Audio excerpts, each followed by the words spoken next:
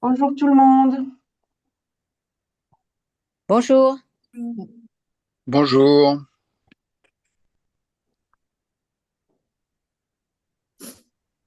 Bonjour. Bonjour. Donc, pour votre parfaite information, le webinaire, il est enregistré. Donc, si vous ne voulez pas figurer sur le replay, vous pouvez couper votre caméra et je vous invite tous à couper vos micros, s'il vous plaît. Les questions seront à poser dans le chat et seront traitées à la fin du webinaire. Et on attend encore quelques petites secondes parce qu'il y a du monde dans la salle d'attente. Hop, c'est tout bon, le temps que tout le monde arrive.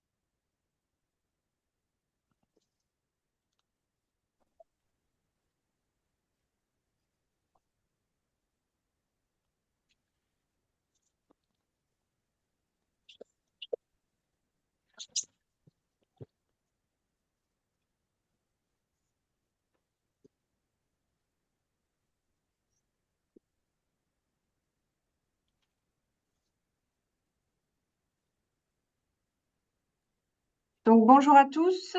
Nous allons pouvoir commencer. Donc, ce webinaire, il sera présenté par le docteur Hélène Cormier qui va vous présenter un petit diapo et ensuite par le docteur Cécile Durand et madame Anne Mauvillain. Je vous laisse vous présenter. Oui, bonjour, je suis le docteur Cécile Durand, je suis médecin en médecine interne, médecine vasculaire au CHU de Nantes. Et donc, je travaille sur une partie de mes activités avec ma collègue Anne Mauvillain, qui est infirmière et qui, du coup, on travaille sur la filière plaie vasculaire. Hélène Cormier, je suis infectiologue au CHU d'Angers et donc je coordonne avec le docteur Boutefol, qui est médecin généraliste, le centre régional en antibiothérapie des Pays de Loire, structure que je vais vous présenter brièvement. Donc effectivement, je fais une très courte introduction avant d'entrer dans le vif du sujet sur la thématique des plaies chroniques. Pour vous parler du centre régional en antibiothérapie, qui est une structure qui n'est pas forcément encore très bien connue, une structure d'appui qui est financée par l'ARS Pays de Loire et dont la création est assez récente, remonte à la parution d'une instruction ministérielle en 2021, en 2020, pardon, où il était demandé à chaque région. L'opération.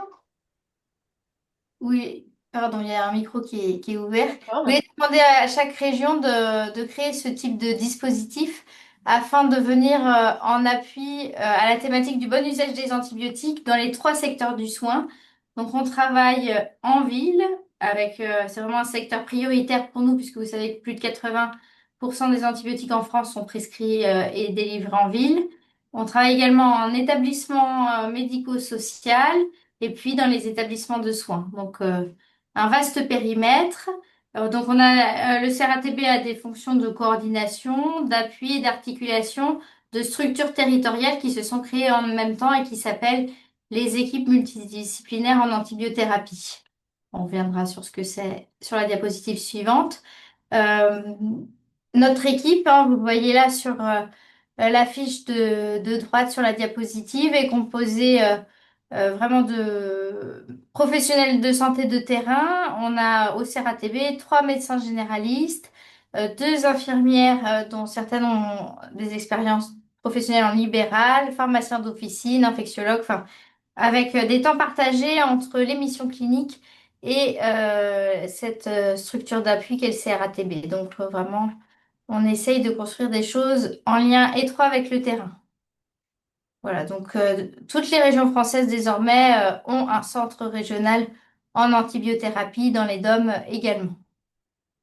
Et donc, au niveau territorial, vous avez peut-être déjà pu interagir avec ces équipes. On a les équipes multidisciplinaires en antibiothérapie. Il y en a une par GHT, donc en Pays de Loire, une par département, sauf pour la situation Mayenne-Maine-et-Loire où c'est une EMA fusionnée puisque on n'a pas d'infectiologue actuellement sur le territoire mayennais. Donc, ces équipes multidisciplinaires, elles ont essentiellement, et c'est une activité qui leur prend beaucoup de temps, une activité de conseil et d'expertise en infectiologie auprès de tous les professionnels, des hôpitaux, de la ville. Vous avez peut-être eu l'occasion d'interagir via les lignes d'avis qui sont maintenant très reportées vers les structures de téléexpertise comme Omnidoc, où dans tous les départements des Pays de Loire, vous pouvez avoir accès à cette expertise infectiologue pour un patient donné ou une problématique particulière. Les équipes multidisciplinaires, au-delà du rôle de conseil, ont aussi un rôle de formation, d'accompagnement des professionnels. On va dire que c'est un bras un peu plus opérationnel et de terrain que le CRATB régional. Et puis dernière d'appôt pour vous parler de ce projet qu'on a déployé depuis maintenant à peu près 2 ans en région qui s'appelle Fantasio. C'est un projet de bon usage des antibiotiques essentiellement centré sur la ville avec une approche qu'on veut vraiment pluriprofessionnelle, donc à destination des infirmiers et infirmières, des pharmaciens, des médecins pour vraiment aborder le bon usage sur différents aspects avec des boîtes à outils multiples à destination de ces différentes catégories de soignants. Et donc, EMA CRATB, si vous êtes intéressé par construire un projet vraiment dédié autour des antibiotiques et de leur bon usage, on est vraiment à votre disposition pour co-construire. On a aussi des boîtes à outils à destination des usagers qui peuvent être intéressantes à déployer. Donc, n'hésitez pas à contacter le CRATB. Vous trouverez toutes les informations sur notre site medcal.fr que je vous invite à consulter. Voilà pour cette courte introduction. C'est vrai qu'on est une structure qui n'était pas très connue. C'est important pour nous de rappeler ce qu'est le CRATB. Et donc, je laisse la place maintenant au docteur Durand et à Madame Mauvillain pour la thématique prise en charge des plaies chroniques. Et j'en profite pour remercier chaleureusement les URPS pour la construction de ce webinaire et puis les oratrices qui ont répondu favorablement à notre demande. Et merci pour leur expertise.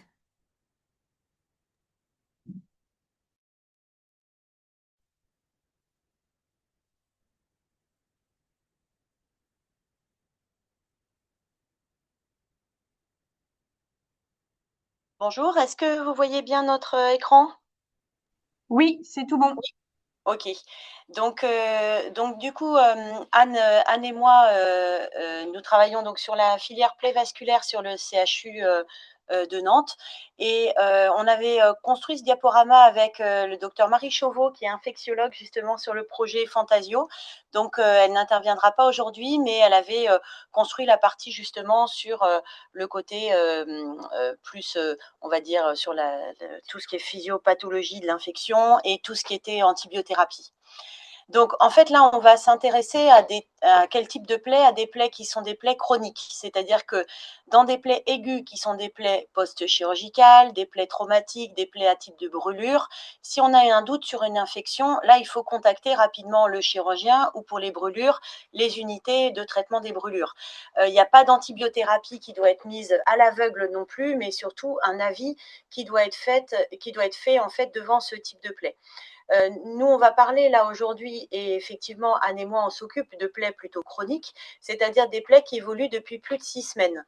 Donc, principalement, ça va être des ulcères vasculaires qui sont soit veineux, artériels ou mixtes, c'est-à-dire artériels et veineux, des escarres, notamment, alors nous, on va surtout prendre en charge des escarres de talons, mais peu d'escarres de sacrum, par exemple, qui seront plus prises en charge chez nous par les gériatres, et les plaies de pied diabétiques aux mal perforants plantaires ou ulcères neurotrophiques qui vont être prises en charge chez nous par plutôt les endocrinologues. Mais en fait, les principes qu'on va donner seront valables pour toutes ces plaies chroniques. La physiopathologie de la peau va intervenir aussi sur tout ce qui est compréhension des possibles infections. La peau comprend 3 couches, l'épiderme, le derme et l'hypoderme. Il y a un rôle de protection et d'homéostasie de la peau et une flore bactérienne qu'on appelle commensale, qui est une flore bactérienne normale et qui est en fait sur la partie superficielle qui recouvre en fait l'épiderme et qui est nécessaire au bon fonctionnement de la peau et à la cicatrisation. On a à peu près 10 puissance 4 à 10 puissance 6 germes par centimètre carré, donc on est recouvert en fait de bactéries, avec une variabilité quantitative et qualitative selon le pH de la peau, la température, l'humidité, et surtout aussi selon les zones géographiques. Et on voit sur le schéma en fait du petit bonhomme sur la droite que dans des zones effectivement où il y a un petit peu plus de macération, notamment sous les aisselles, l'écran inguinaux, le nombril, au niveau des pieds, il y a plus en fait de zones de colonisation bactérienne. Alors, qu'est-ce que l'infection de plaie? En fait, finalement, il va y avoir un rôle entre les bactéries qui sont sur la peau, mais qui vont proliférer encore plus quand on a une plaie, avec des facteurs de virulence en lien avec l'humidité et du coup la condition en fait de l'érosion cutanée. Les bactéries vont induire des lésions tissulaires locales et peuvent aggraver un petit peu le fait qu'il y ait une érosion, une plaie. Ça va induire une réponse immunitaire de l'hôte avec une réponse inflammatoire. L'objet, c'est de détruire les bactéries, c'est-à-dire la cause du retard de cicatrisation. Mais si ça se prolonge, cette espèce de balance qui doit normalement être assez équilibrée, et si elle se déséquilibre ou si ça se prolonge justement dans le temps, on peut avoir une inflammation excessive et prolongée qui va causer un retard de cicatrisation, les lésions tissulaires, la dégradation, voire l'extension en fait de la plaie et de l'infection. On parle là au début, et on va le voir après, du juste infection locale sur la plaie qui peut devenir loco-régionale ou systémique selon la sévérité de l'infection. Excusez-moi. Ce qui va favoriser l'infection de la plaie, ça va être les facteurs qui sont liés à l'hôte, forcément l'immunodépression, l'âge, le fait qu'il y ait une hypoxie, c'est-à-dire les artériopathes sévères, le fait qu'il y ait une grosse anémie, une insuffisance respiratoire ou cardiaque, le diabète qui favorise toutes les infections, la dénutrition et l'obésité. Alors l'obésité aussi par la macération, mais par une espèce d'immunosuppression en lien aussi avec des obésités morbides. Et on peut être obèse et dénutri, ce qui aggrave encore plus le terrain.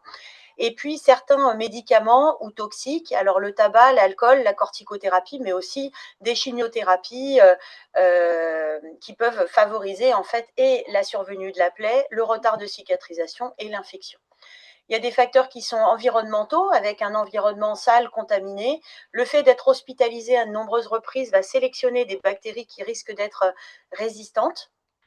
Des facteurs microbiologiques selon la virulence de certains germes qui peuvent persister en fait dans le temps. Le fait qu'il y ait un biofilm, c'est-à-dire une espèce de film en fait sur la zone érosive, et ce film un peu protéique, cette espèce de trame protéique va être une espèce de trame de soutien des bactéries et de la fibrine. Mais ça devient un peu compliqué de rentrer dans le détail du biofilm.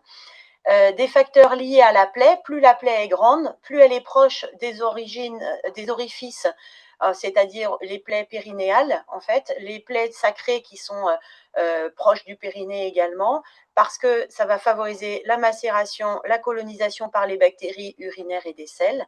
Dès qu'il y a des corps étrangers, des tissus nécrotiques non retirés qui ont un même effet que le corps étranger et qui vont risquer de se surinfecter. Et dès que la plaie est très exsudative, du coup, avec un œdème qui va être mal jugulé et mal absorbé par les pansements, les bactéries vont avoir tendance à se multiplier dans cet environnement trop humide. Et on va avoir en fait une évolution en fait de la plaie qui peut aller d'un stade de contamination où il y a juste plus de micro-organismes sur cette plaie qu'on ne devrait en avoir sur la peau, en fait, la peau habituelle. Là, du coup, c'est juste contaminé, il n'y a aucun retard de cicatrisation, aucun signe clinique. On peut avoir une colonisation où finalement, on va avoir même une balance qui va être complètement déséquilibrée avec une prolifération des bactéries sur la plaie. Il n'y a à nouveau aucune réaction clinique de l'hôte, aucune réaction inflammatoire et pas de retard de cicatrisation. Puis après, on va avoir un stade d'infection locale de la plaie avec du coup des signes qu'on va revoir d'augmentation de chaleur locale, d'érythème, d'écoulement purulent. Et là, la plaie peut se dégrader rapidement, s'élargir, devenir douloureuse, avoir des mauvaises odeurs, etc. Puis, on va avoir une propagation de l'infection au niveau loco-régional avec clairement des signes de dermohypodermite des résipelles, avec un érythème diffus, une lymphangite, avec des signes généraux, avec de la fièvre, etc. Puis une infection éventuellement systémique qui peut aller jusqu'au choc septique et à la défaillance d'organes. Donc, en fait, on a une augmentation de la charge microbienne de la plaie entre le stade de contamination, colonisation, en fait, et le stade du coup plus systémique, avec justement cette flèche qui symbolise l'augmentation de cette charge microbienne. Alors, quand on revient en fait à ça, si on fait il ne faut pas, et vous allez voir, je vais vous expliquer pourquoi est-ce qu'on ne fait pas de prélèvement. Il ne faut pas faire de prélèvement dans les stades de contamination-colonisation, puisque du coup, on va avoir la flore commensale, c'est-à-dire la flore qui recouvre la peau et qui recouvre la plaie. Donc cette flore, en fait, qui est normale, qui est peut-être un petit peu en déséquilibre, en fait, on n'a aucune indication à la prélever, et du coup, on n'a aucune indication à mettre une antibiothérapie, surtout pas locale, et encore moins systémique. Par contre, quand la colonisation est plus importante, on va avoir une augmentation de la charge bactérienne en fait sur la plaie. Mais par contre, à nouveau, si on faisait un prélèvement, on n'aurait que de la flore cutanée normale. Donc, aucune indication à faire un prélèvement. Et là, dans les stades vraiment d'infection, ça va être un diagnostic clinique, éventuellement biologique pour voir si on voit une augmentation de la CRP. La charge bactérienne va dépasser les capacités immunitaires de réponse de l'hôte et va créer une réaction inflammatoire, mais aucun intérêt à faire un prélèvement local non plus, puisque du coup, ce qu'on va prélever, ça va être la flore locale. Donc, à des stades de contamination, colonisation, le diagnostic clinique va être de retrouver des écoulements qui sont souvent un petit peu verts ou un peu jaune fluo, qui vont être sur les pansements ou sur la plaie avec une mauvaise odeur. Mais à nouveau, donc pas d'indication à un prélèvement local, pas d'indication à un traitement par antibiotique et uniquement une adaptation, comme vous allez voir tout à l'heure, sur les soins locaux pour diminuer le nombre de bactéries qui sont présentes sur la plaie. Quand on est à un stade d'infection locale de la plaie, c'est là qu'on peut avoir une plaie donc, qui s'agrandit, un érythème qui se majore, une plaie qui devient rapidement douloureuse, comme on voit sur la photo du milieu et du bas, un écoulement purulent en fait qui se fait. Là, effectivement, on a des signes manifestes de l'infection et là, on va être dans une indication d'une antibiothérapie sans prélèvement local. Plus on avance donc dans la propagation de l'infection, plus on a, comme sur la photo de droite, une dermohypodermite, avec du coup la chaleur, la fièvre, l'érythème, etc., voire l'infection, comme on disait, systémique, et à nouveau la antibiothérapie sans prélèvement superficiel. Les soins locaux, dans les stades d'infection locaux ou régionaux, sont aussi adaptés, mais du coup, vous verrez, globalement, c'est les mêmes, quel que soit le stade de la plaie. Donc, à tous les stades de la plaie, il y a des bactéries, et même sans plaie, vous êtes recouvert de bactéries et les patients aussi.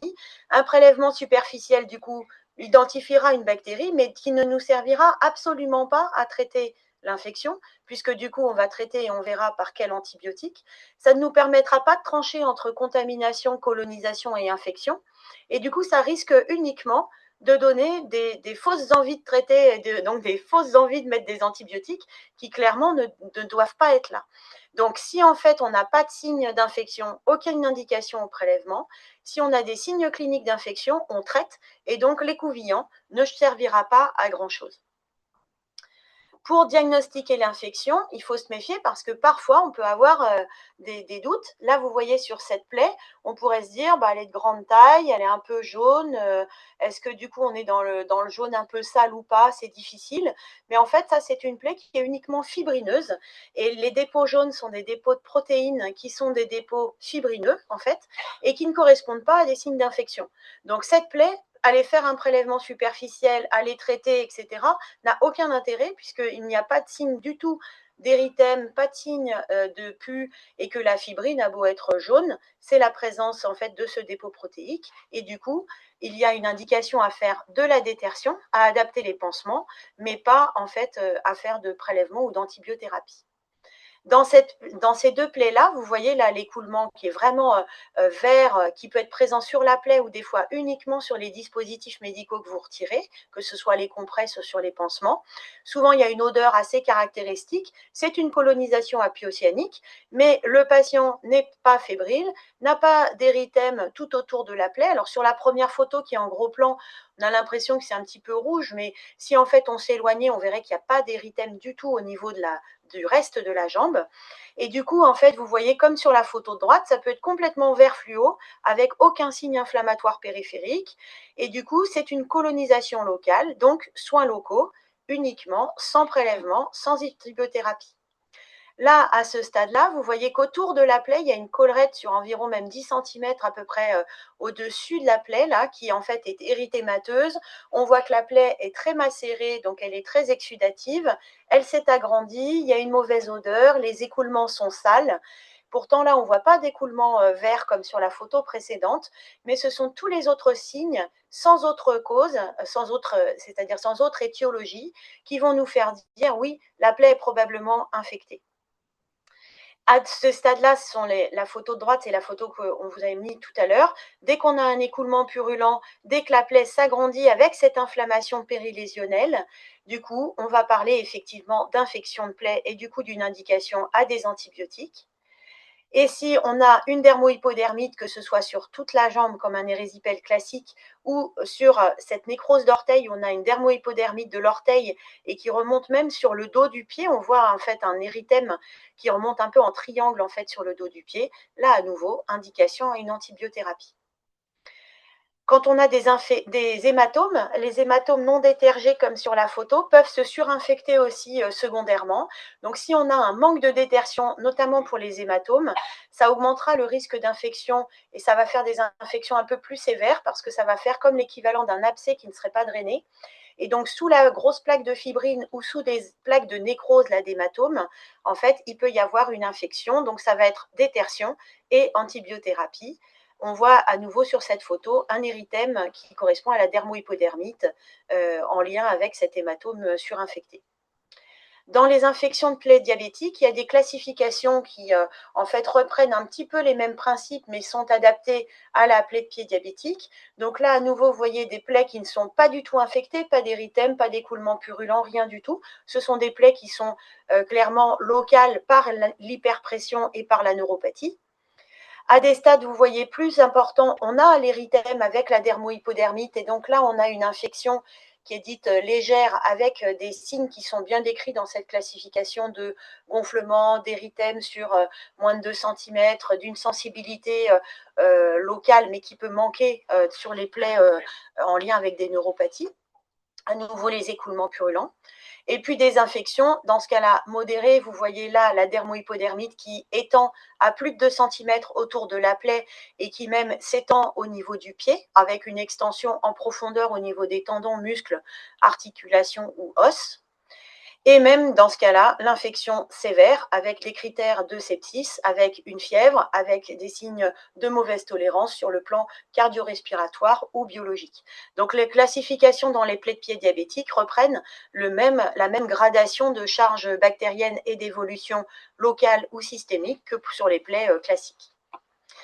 Dans l'ostéite du pied diabétique, en fait, il faut avoir la radio facile et y penser dès que la plaie est de plus de 6 semaines, dès qu'elle est creusante et que vous avez un contact osseux, d'autant plus si le patient a déjà été amputé pour infection, parce qu'on sait que quelqu'un qui a déjà fait une plaie une plaie de pied diabétique risque d'en refaire. Dès qu'il y a des signes de dermohypodermite avec orteil en saucisse, il faut rechercher l'ostéite.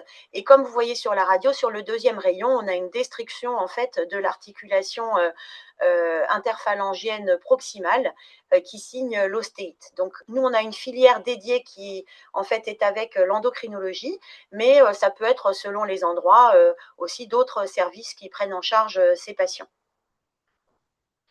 Donc, une fois qu'on a diagnostiqué l'infection, c'est-à-dire on a dit c'est une infection parce que cliniquement on a retrouvé les signes de dermohypodermite bactérienne, parce qu'on a un abcès, c'est très facile, on sait que c'est sûr qu'il y a une infection, on sait que c'est probablement une infection, tous les signes que je vous ai montrés de dégradation rapide de la plaie, sans autre facteur d'aggravation, d'apparition d'une douleur, d'un écoulement purulent, de ce fameux érythème qui survient sur le tour de la plaie et qui n'est pas, on va le voir, de l'eczéma ou de la macération, là, dans ce cas-là, il faut discuter d'une antibiothérapie ciblée sur la flore cutanée classique et donc à nouveau, pas de prélèvement local à réaliser.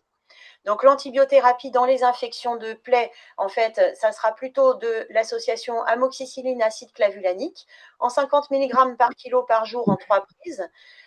Au-delà d'un objectif de 1 gramme x 3 par jour, c'est-à-dire pour des patients notamment avec des obésités, on va compléter avec de l'amoxicilline, c'est-à-dire qu'on va caper à 1 gramme x 3 par jour d'amoxicilline acide clavulanique et on rajoutera de l'amoxicilline seule, 500 mg ou 1 gramme x 3 par jour en fonction du poids du patient. Il faut faire attention aussi à la fonction rénale des patients puisque du coup l'amoxicilline acide clavulanique s'adapte à la fonction rénale. Si on a une contre-indication en bêta-lactamine, on va être sur une antibiothérapie par clindamycine, 600 mg x 3 par jour pour des poids de moins de 90 kg ou 900 mg x 3 par jour pour des poids de plus de 90 kg. Et l'alternative, si on a une infection qui va être modérée, ça sera l'association ceftriaxone-métronidazole et d'une durée de 7 jours. Quand on est sur des infections sévères, là, comme du coup, vous êtes plutôt sur de la prise en charge en ville, on ne l'a pas mis avec ma collègue infectiologue, mais quand on est sur des infections sévères, on va être plus sur de la tazocilline, par exemple, ou adapté à l'antibiothérapie quand on a eu déjà des prélèvements, notamment dans le pied diabétique, quand on a déjà eu des prélèvements osseux, on ciblera l'antibiothérapie aux antériorités.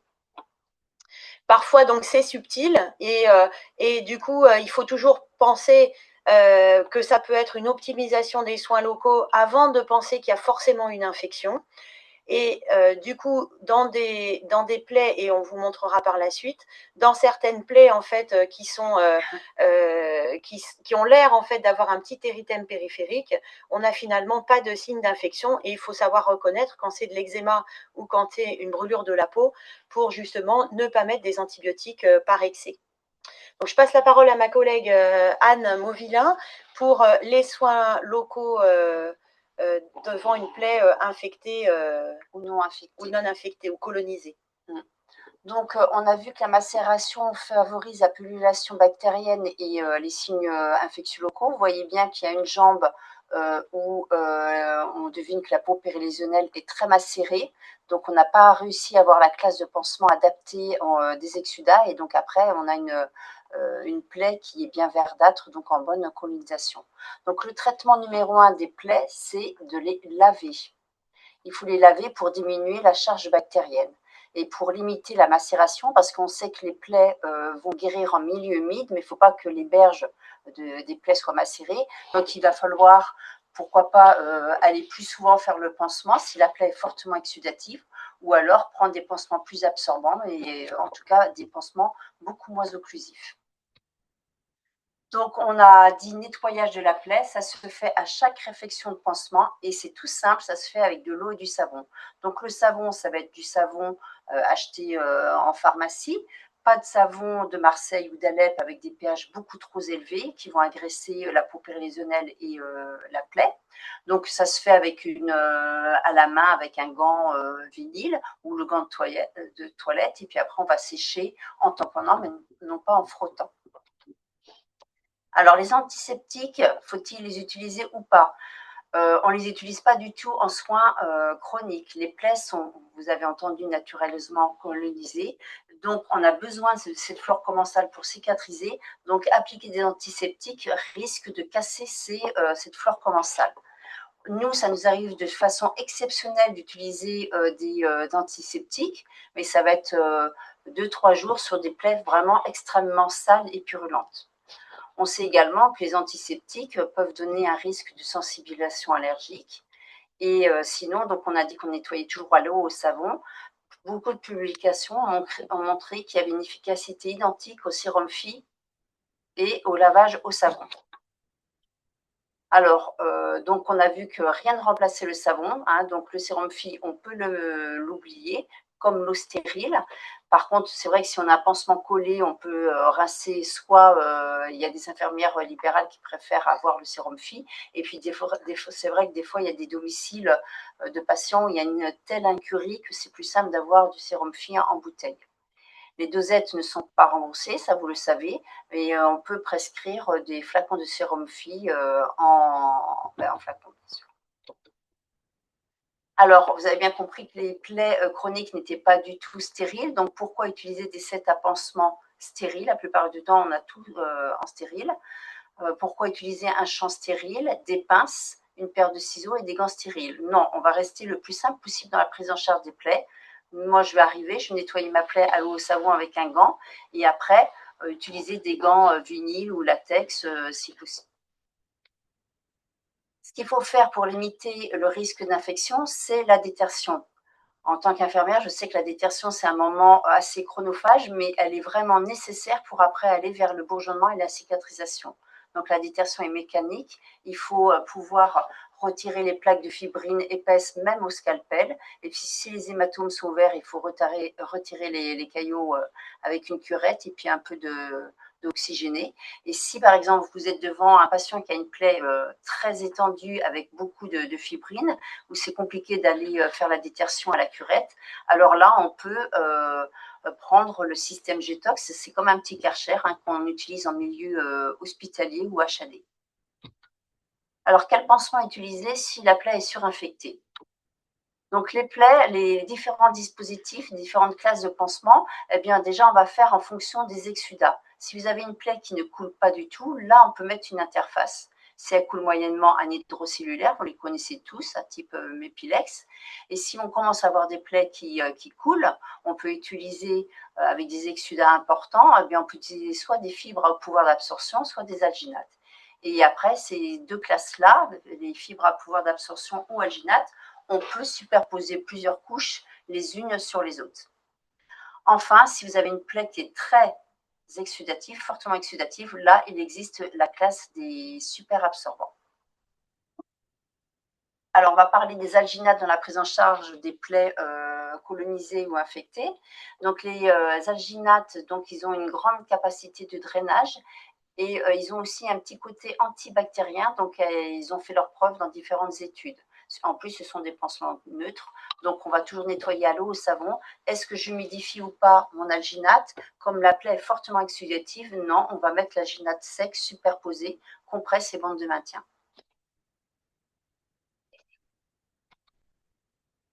Vous avez également, après les alginates, les pansements à base d'argent. Donc, ces pansements-là, ils ont une activité antibactérienne qui permet de diminuer la charge locale.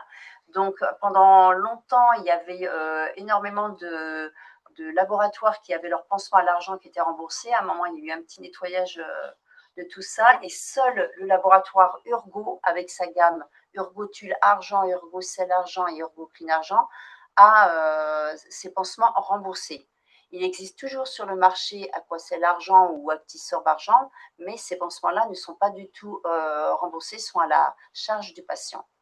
On dit que ces pansements-là, on peut les utiliser, c'est recommandé les utiliser à peu près 15 jours, voire maximum un mois. Enfin, dernier pansement intéressant dans la prise en charge des plaies infectées pour diminuer la charge bactérienne, eh bien, c'est la gamme Sorbac.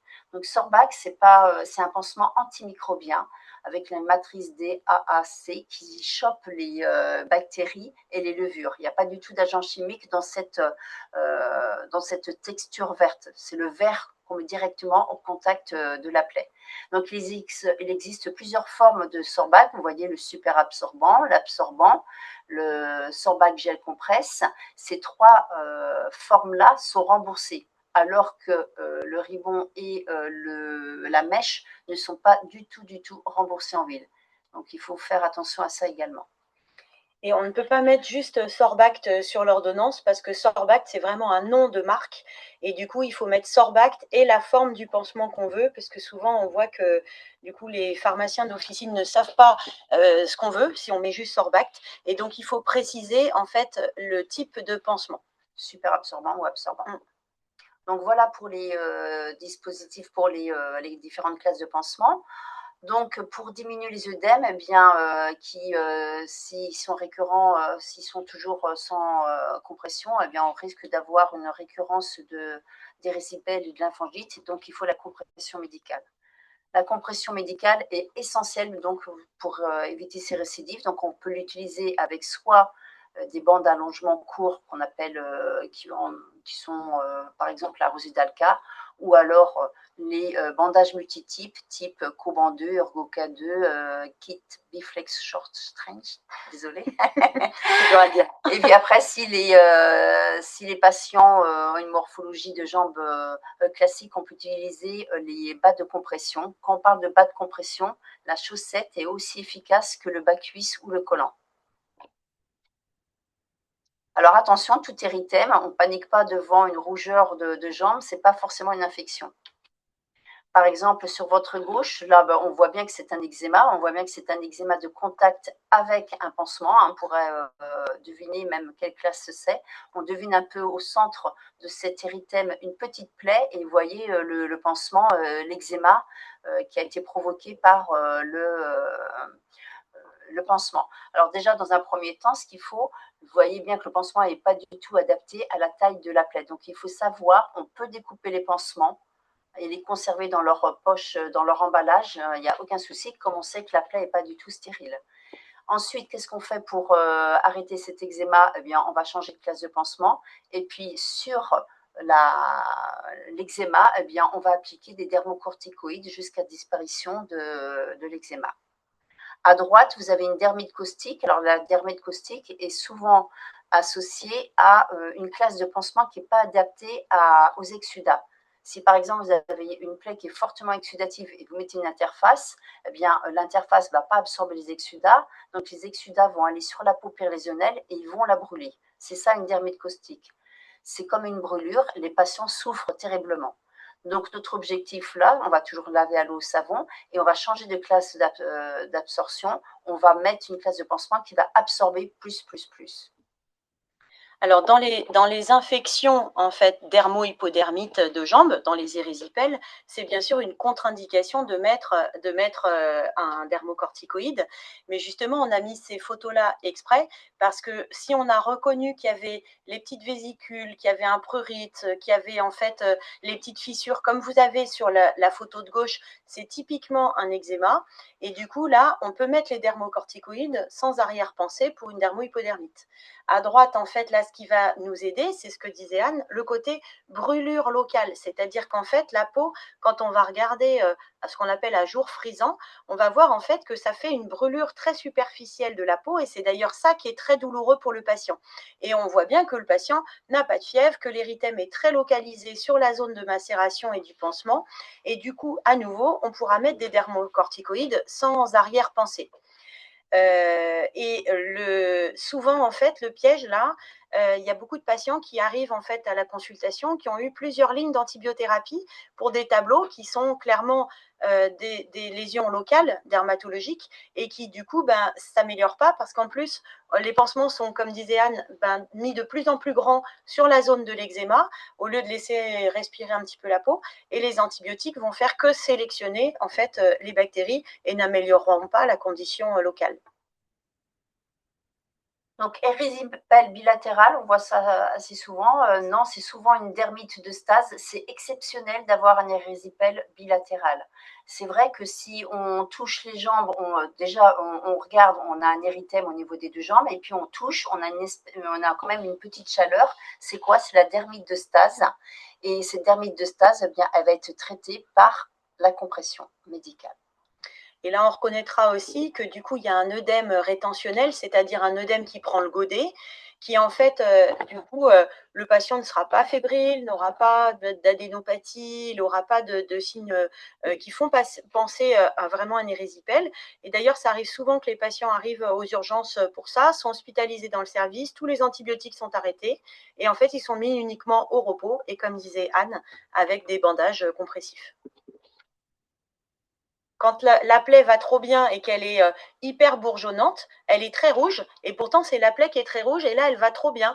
Et là, il n'y a aucune indication non plus à un prélèvement ni à une antibiothérapie, c'est qu'en fait les pansements ont trop stimulé le bourgeonnement, et donc cette plaie-là n'est pas du tout infectée, peut saigner au contact parce que justement cet hyperbourgeon qui est du tissu de soutien très vascularisé va être un petit peu et sensible et saignant au contact, mais en tout cas, il n'y a aucun signe infectieux. C'est une plaie chez qui il faut arrêter tout ce qui va stimuler le bourgeonnement.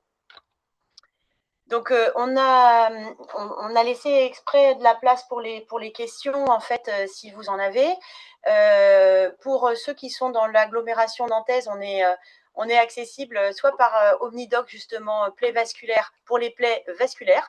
Si vous nous posez des questions sur des plaies non vasculaires, on risque de vous donner une réponse, mais de vous adresser vers nos collègues. On a une adresse mail aussi qui nous permet de répondre sans que ça passe via Omnidoc.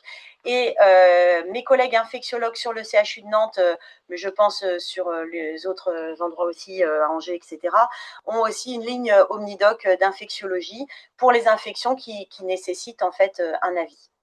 Voilà, je vous remercie. Merci.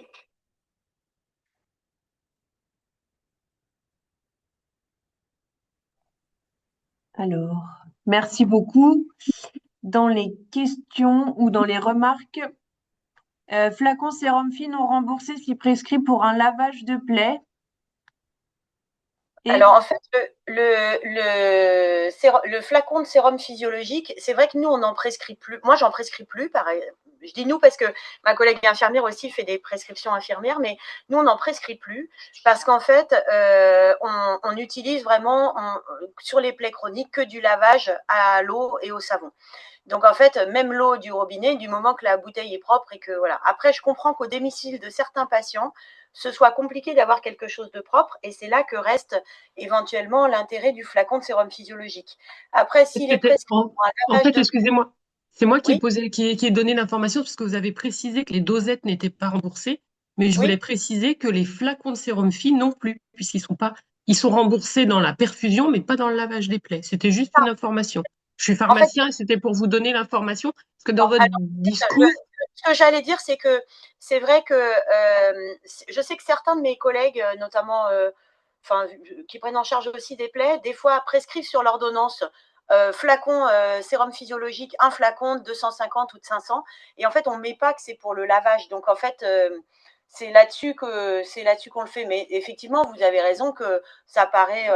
Enfin, moi je pense qu'en plus c'est pas remboursé parce que ça c'est complètement utilisable. Non utilisable plutôt, et remplaçable par le lavage et l'eau au savon.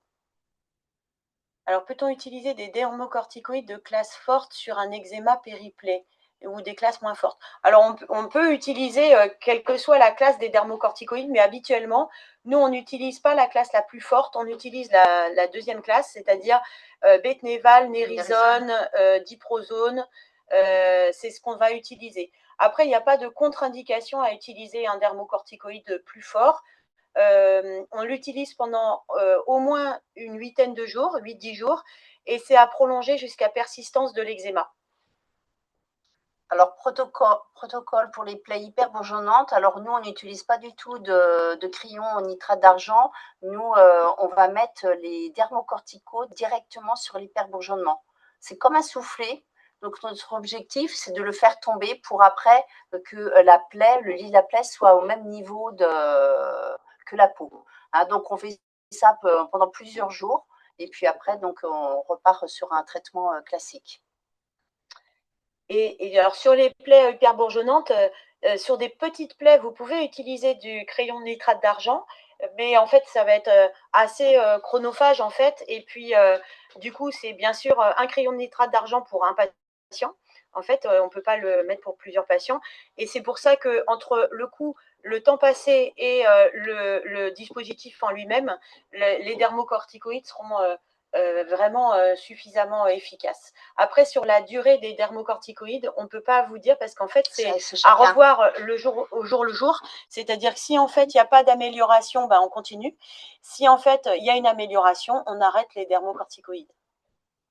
Alors, dans quel cas faut-il être en stérile et utilise-t-on de l'eau stérile? Dans les plaies chroniques, jamais. Dans les plaies chroniques, on n'est jamais en soins stériles, en fait, puisque du coup, par principe, justement, il y a cette colonisation. Et donc, en fait, c'est pareil, si au domicile d'un patient, on n'a même pas un endroit pour poser un petit endroit propre, là, ok, il n'y a pas de souci pour prescrire cet apansement.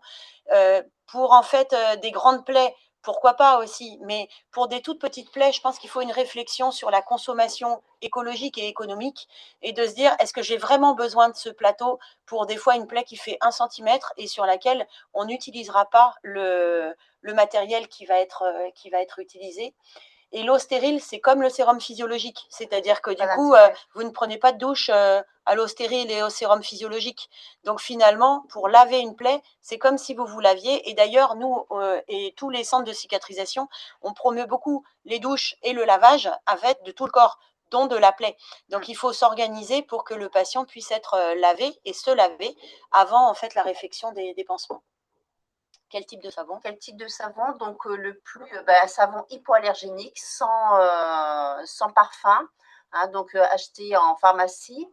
Et donc, comme je vous avais dit, pas des savons, on pense que le savon de Marseille, bien, non, pas du tout. Et sinon, ce qui est intéressant aussi, ce sont les huiles lavantes. Les huiles lavantes sont bien parce que ça permet aussi d'hydrater pas mal la peau périlésionnelle. Alors, oui, je suis tout à fait d'accord avec ce que tu disais. Et après, selon le moyen des patients, moi, des fois, je vais aussi leur dire si vraiment c'est des patients qui ont peu de moyens, parce que les savons et les savons, les huiles, etc., c'est bien, mais c'est assez onéreux et non remboursé. Et si jamais, en fait, ils ont très peu de moyens, dans ce cas-là, on leur conseille d'acheter en supermarché aussi des gammes hypoallergéniques sur gras, parce que en fait, il faut imaginer que tout ce qu'on prescrit qui est à la charge des patients, quand ça survient sur des patients qui sont à faible niveau socio-économique, en fait, ça peut les mettre en difficulté. Donc, dans l'idéal, c'est clair que c'est le savon de parapharmacie, pharmacie, mais si en fait ils n'ont pas les moyens, il vaut mieux justement des savons hypoallergéniques que le savon de Marseille, qui est clairement pas une très bonne idée. Alors, quels sont les critères de décision au sujet d'une détertion mécanique d'un ulcère? Alors, sur un ulcère veineux, en fait, il faut enlever la fibrine. Donc, sur une plaie veineuse pure, il n'y a pas de critère de décision, c'est qu'il faut toujours faire de la détertion. Sur une plaie artérielle ou mixte, en fait, c'est la sévérité de l'artériopathie et est-ce qu'elle a été évaluée qui va nous faire dire si on peut faire ou pas la détertion. C'est-à-dire que si en fait le patient est artériopathe, là dans ce cas-là, on attend en fait d'avoir l'avis du chirurgien vasculaire ou du médecin vasculaire qui va dire c'est OK pour faire de la détertion. Dans certaines plaies aussi très douloureuses comme l'angiodermite nécrotique, qui est une plaie par atteinte des tout petits vaisseaux, on va dire pas de détertion pour l'instant parce que au début de la prise en charge de la plaie, parce qu'en fait, le phénomène de détertion qui peut être sensible peut relancer l'extension de la plaie et la douleur. Donc, comme on essaye de calmer la douleur, on peut mettre en attente un peu la détertion. Et il y avait place des antibiothérapies dans la prise en charge des ulcères. Du coup, dans la prise en charge de l'ulcère classique, jamais. Si en fait on pense à une dermohypodermite, oui. Et si on a des doutes sur, comme on disait, une infection locale avec l'érythème, les écoulements purulents, etc., là, antibiothérapie, mais une antibiothérapie de 7 jours, pas d'indication à des antibiothérapies longues. Donc, place très courte. Peut-on utiliser une antalgie locale pour réaliser des soins locaux chez les patients douloureux? Oui, il faut même. Alors, il faut utiliser des antalgiques Péros en premier, c'est-à-dire que du coup, palier 1, 2, 3, il faut adapter pour que l'antalgie puisse se faire correctement. Les infirmiers ne peuvent pas faire de détertion si le patient est douloureux. Des fois, il faut même utiliser de l'anxiolyse par quelque moyen que ce soit, parce que des fois, le patient va être très anxieux de la détertion parce qu'il a des mauvaises expériences. Donc, en fait, ça va passer du détournement d'attention à des fois même des anxiolytiques ou du méopa pour permettre un soin correct. Et sur l'antalgie locale, oui, c'est bien. La difficulté qu'on a, ça va être le remboursement des produits, puisque le seul qui a une AMM et un remboursement, c'est la lidocaïne, c'est-à-dire l'EMLA, qui en fait doit être posée au moins 20 minutes, une demi-heure pour être efficace. le soin local à domicile, 20 minutes, une demi-heure, c'est infaisable. Donc, c'est vrai qu'on utilise de la xylocaïne. La xylocaïne est, c'est vrai, hors AMM. Maintenant, ça rend quand même de très, très bons services pour la prise en charge antalgique du patient. La xylocaïne en spray n'est pas du tout remboursée, donc c'est vrai qu'on ne l'utilise pas puisque le coût peut être assez élevé en ville pour les patients. La xylocaïne en gel buccal peut être utilisée ou en gel urétral, mais c'est vrai que si on veut chipoter, si un jour il y a en fait un ciblage de la sécurité sociale là-dessus, bah effectivement, on pourra dire que c'est hors AMM. Mais dans ce cas-là, faudra donner aux infirmiers la possibilité d'être rémunérés au temps de travail à domicile avec les 20 minutes, une demi-heure, ce qui clairement n'est pas le cas aujourd'hui. Alors, pourquoi pas les stylos à l'argent? Je pense qu'on a répondu. On peut les utiliser, mais c'est vrai que c'est chronophage. Ouais, parce qu'en fait, il faut appuyer le stylo en fait, à l'argent sur les zones d'hyperbourgeonnement. Si en fait, vous avez une plaie grande comme la photo qui était sur tout à l'heure la diapositive, en fait, vous allez y passer vraiment du temps. Alors donc, l'application voilà, d'un dermocorticoïde, c'est quelques secondes uniquement. Alors, voilà, c'est long. Bonjour, j'ai une patiente qui est suite à un retour à domicile, prescription IDE pour pansement simple. En revanche, à l'examen clinique, 2 escarres sacrés stade 4 de part et d'autre du pli interfécié avec nécrose, fibrine, très exudatif, malodorant. La nécrose a été retirée et a mis en évidence un écoulement purulent. Je pense un cul-de-sac. Est-il possible qu'il y ait une communication avec les 2 escarres? Alors, c'est toujours possible, oui. C'est possible s'il y a un décollement qui est important. On en avait reçu la demande. Et est-ce qu'une antibiothérapie est justifiée en sachant qu'elle est apyrétique? Alors, pas forcément, parce que dans les escarres comme ça, des fois, c'est de retirer en fait l'espèce de plaque de fibrine et le capot externe qui va permettre de voir en fait comment est-ce qu'est le fond. Et souvent, ça sent mauvais parce qu'il y a cet écoulement, cette macération. Mais tant qu'on a enlevé le capot, en effet, on ne peut pas dire s'il y a communication ou pas. Il faut vraiment faire la détertion de la plaque fibrino-nécrotique. Et dans les escarres sacrées ou talonnières, ça peut souvent sentir mauvais sans qu'il y ait de signes d'inflammation autour. Et du coup, là, faut se méfier. Et moi, je ne mettrai pas d'antibiotiques systématiques. Et voilà. Alors effectivement, on peut aussi dire que ce n'est pas un pansement simple, puisque du coup, une escarre stade 4, c'est forcément dans les classifications… C'était pour autre chose. Et puis, ah oui, d'accord, parce que j'allais dire, dans les classifications infirmières, maintenant, la Sécu est assez aussi regardante sur ce qui est marqué sur l'ordonnance, et donc c'est plutôt les pansements lourds complexes. Peut-on utiliser Dexéril au pourtour des plaies, rougeur ou peau sèche? Oui, oui, on peut complètement. Il faut hydrater la peau périlésionnelle. Il ne faut pas oublier que la cicatrisation se fait par les berges. Donc, il faut que tout ça soit bien hydraté. Après, alors, le Dexéril, ça va être la seule forme qui peut être remboursée sur prescription. Dexéril générique. Les autres crèmes émollientes, hydratantes, que ce soit du cold cream ou vraiment les crèmes de parapharmacie, seront effectivement… objectivement plus efficace parce que du coup, il y a toute une technologie qui permet d'être plus hydratant et notamment en profondeur. Comme on le disait pour les savons, c'est sûr que l'idéal, c'est l'huile lavante ou le baume en fait lavant qui va apporter de l'hydratation. Mais du coup, pareil, c'est selon les moyens des patients. Et donc, quand on rajoute, ça peut faire une ordonnance quand même assez importante à la fin en fait du mois. Alors, du coup, il y avait en pharmacie, on a des gammes pas chères. Le supermarché, c'est vraiment… Et ça a été coupé. Mais effectivement, tout l'intérêt… Alors, moi, je ne promeux pas le supermarché.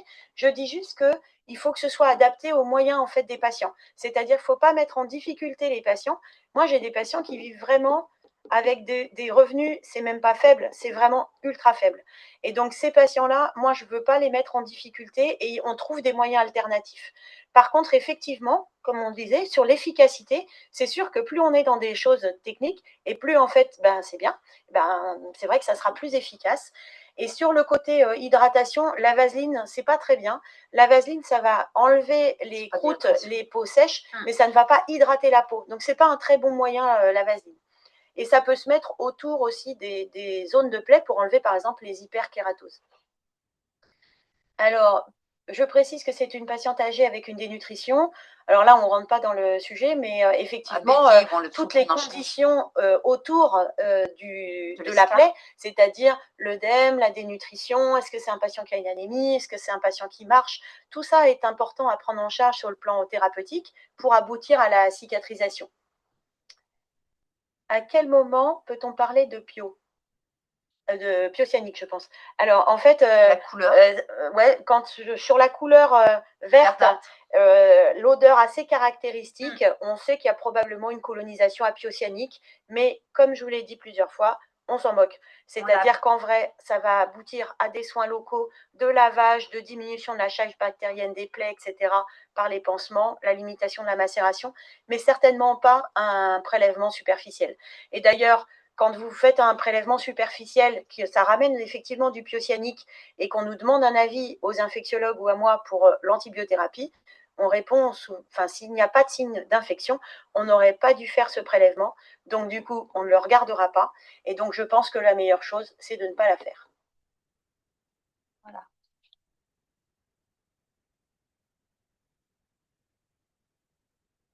On a épuisé la liste des questions. Ah non. Si ça peut vous être utile, j'utilise l'application e-pansement qui répertorie les dispositifs existants, leurs dimensions, remboursement, indications. Oui, c'est un infirmier du Sud qui gère ça. Ouais. Alors, il y a plusieurs applications qui existent. C'est vrai que c'est difficile parce que dans les différents dispositifs médicaux, on peut rapidement se noyer parce qu'en fait, il y en a toujours qui sortent, d'autres qui s'arrêtent. Donc, des fois, on aime bien un pansement, puis finalement, la commercialisation change. Quand on est dans une structure, on est dépendant du marché hospitalier qui est là pour 3 à 4 ans. Ça dépend des classes. Mais quand on est en libéral, on peut utiliser ce qu'on veut. On peut aussi parler en classe de pansement et c'est pour ça que ça peut être important d'avoir ça et de, je pense, connaître bien des pansements de chaque classe et savoir bien les utiliser. Ça vous permettra d'être plus à l'aise en fait avec les pansements. Et moi, je dirais quand même que sur les applications, il faut se méfier parce qu'il y en a qui sont très bien et très sont sponsorisés par et d'autres sont ciblés par les laboratoires. Du coup, forcément, une application qui est fabriquée et conçue par un laboratoire va promouvoir les pansements de ce laboratoire, ce qui est probablement moins bien que l'application e-pansement qui est très large. Alors, en plus, les pansements, ça ne sert à rien de connaître toutes les classes de pansements. Il y en a beaucoup trop, personnellement, je trouve. Et donc, ce qu'il faut, c'est connaître quelques classes de pansements. La classe qui ne va pas absorber, comme la classe qui va absorber énormément. Et donc, il ne faut pas oublier que le traitement numéro 1 des plaies, ça reste le traitement étiologique. Si j'ai une plaie veineuse, je vais mettre une compression. Si je ne la mets pas, ma plaie ne guérira jamais.